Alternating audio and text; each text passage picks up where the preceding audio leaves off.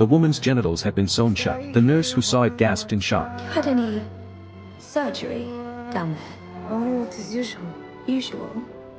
As a child, it is done to all of us. Is there something wrong? The doctor explained this was called female circumcision, a common practice in parts of Africa and the Middle East. It involves cutting off parts of a woman's genitalia, then sewing it closed, leaving only a small hole for urination. Seeing her anatomy, I can scarcely imagine how baby got in. Never mind how it's gonna get back out. To help with childbirth, the doctor suggested reopening the scar, but Farah, bound by tradition, couldn't accept the idea. So she quietly left when the nurse wasn't looking. The midwife came to her house to check on her, but Farah refused to let her in. It wasn't until evening, when her younger sister came home from school, that she entered the house. By then, Farah had already been in labor on the floor for 5 hours. She was in so much pain her eyes rolled back. Her body was completely exhausted. Maybe it was the trauma from childhood. Maybe she didn't want to go against her culture. She refused any help from the midwife.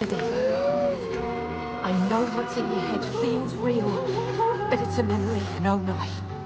No knife.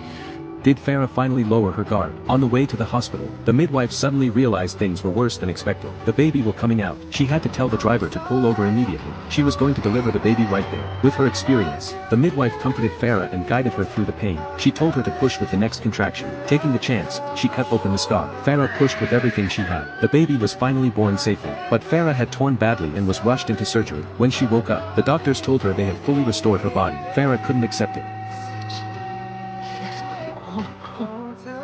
I must be stitched so my husband is happy. Even though circumcision had brought her so much pain, she still struggled emotionally. She feared her husband might reject her. A few weeks later, the midwife visited again, but Farah's little sister was gone. She found out the girl had been taken back to Africa by their mother. The midwife instantly understood what that meant. Could you? How could you let her go when you could have died from what they did to you? You're going to live with the damage for the rest of your life. Do you really want the same for Decca, who wants her to be respected, to be clean, and to find a good husband and to be those things?